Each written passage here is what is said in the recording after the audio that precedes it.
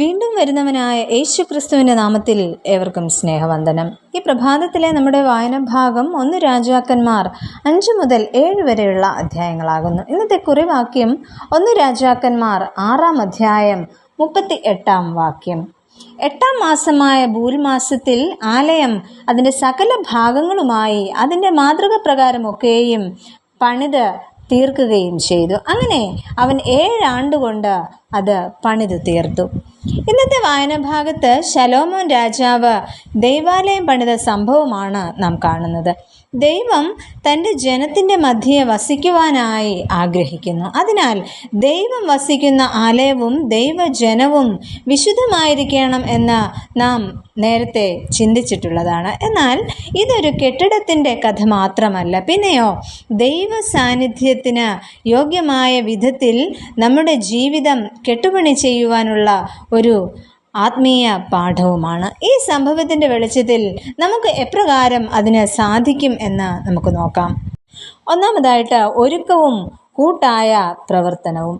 ശലോമോൻ രാജാവ് ദൈവാലയം പണിയുവാനുള്ള ഒരുക്കങ്ങളെല്ലാം ഇവിടെ നടത്തുന്നതായിട്ട് നമ്മൾ കാണുന്നു. അതിനായി ലെബാനോനിൽ നിന്ന് ദേവദാരു മരങ്ങൾക്കുള്ള ഏർപ്പാടുകൾ നടത്തുകയും അത് കൊണ്ടുവരികയും ചെയ്യുന്നു. മാത്രമല്ല, ഹീരാം രാജാവുമായി ശലോമോൻ അവിടെ ഒരു സഖ്യതയുണ്ടാക്കുന്നു. 1 രാജാക്കന്മാർ 5 അധ്യായത്തിൻ്റെ 1 വാക്യത്തിൽ നമുക്കത് കാണുവാനായിട്ട് കഴിയുന്നു.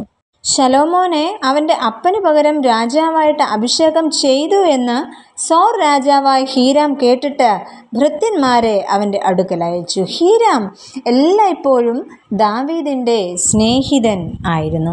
അങ്ങനെ ദൈവിക ശുശ്രൂഷകൾക്കായുള്ള ഒരുക്കത്തോടൊപ്പം തൻ്റെ ബന്ധങ്ങളെ ഊട്ടിയുറപ്പിക്കുകയും ചെയ്യുന്നു. ഇത്തരത്തിൽ ദൈവിക പ്രവർത്തനങ്ങൾക്കായി നാം നമ്മെ തന്നെ ഏൽപ്പിച്ചു കൊടുക്കേണ്ടത് ആവശ്യമാണ്. അതിനുള്ള തയ്യാറെടുപ്പുകൾ നമ്മൾ തന്നെ നടത്തേണ്ടതായിട്ടും ഉണ്ട്. കൂടാതെ ഇവയൊക്കെ നമ്മൾ ചെയ്യേണ്ടത് ഒറ്റയ്ക്കല്ല, മറ്റുള്ളവരെയും അതിൽ പങ്കാളികളാക്കി അങ്ങനെ കൂട്ടായ പ്രവർത്തനങ്ങൾക്ക് നമ്മൾ നേതൃത്വം നൽകുക. ഇത്തരത്തിൽ നമ്മുടെ ജീവിതവും നാം പണിയപ്പെടേണ്ടത് ആവശ്യമാണ്. രണ്ടാമതായിട്ട് പ്രാഥമിക പരിഗണന ദൈവത്തിന്.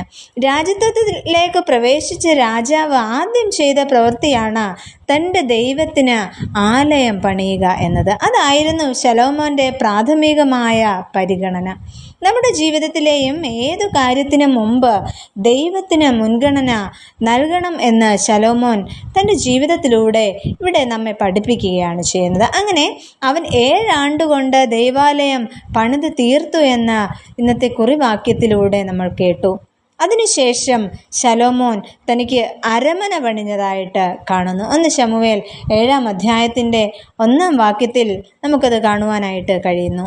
അങ്ങനെ സ്വന്തം ജീവിതം കരുപിടിപ്പിക്കുന്നതിന് മുൻപ് ദൈവരാജ്യത്തിൻ്റെ മഹത്വത്തിനായുള്ള കാര്യങ്ങൾ ശലോമോൻ ചെയ്യുന്നു. ആദ്യം ദൈവം, പിന്നെയാകണം നമുക്കുള്ള സ്ഥാനം. ഇത്തരത്തിൽ ജീവിക്കുവാൻ നമുക്കിന്ന് സാധിക്കുമോ? ദൈവരാജ്യത്തിൻ്റെ പുരോഗതിക്കായുള്ള ഒരുക്കവും അഭിവാഞ്ചയും, ആ പ്രവർത്തനങ്ങളിൽ മറ്റുള്ളവരെയും ചേർത്ത് നിർത്തുവാനുള്ള താല്പര്യം, നമ്മുടെ സ്വന്തം ആവശ്യങ്ങൾ നിറവേറ്റുന്നതിന് മുമ്പ് ദൈവഹിതം ആരായുവാനുള്ള താല്പര്യം. ഇത്തരത്തിൽ ശലോമോൻ രാജാവിനെ പോലെ ദൈവത്തിന് പ്രാഥമിക പരിഗണന കൊടുത്തുകൊണ്ട് നമ്മുടെ ക്രിസ്തീയ ജീവിതത്തിൽ മുന്നേറുവാൻ നമുക്ക് ഓരോരുത്തർക്കും സാധിക്കട്ടെ.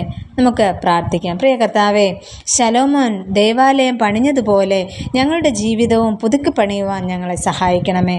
വിശുദ്ധിയിലും അനുസരണത്തിലും വളരുവാനും ഞങ്ങളെയും ഞങ്ങൾക്കുള്ളതിനെയും അങ്ങേക്ക് സമർപ്പിക്കുവാനും ഞങ്ങളെ ഇടയാക്കണമെന്ന് യേശുവിൻ നാമത്തിൽ അപേക്ഷിക്കുന്നു. കൃപയോടെ കേൾക്കണമേ.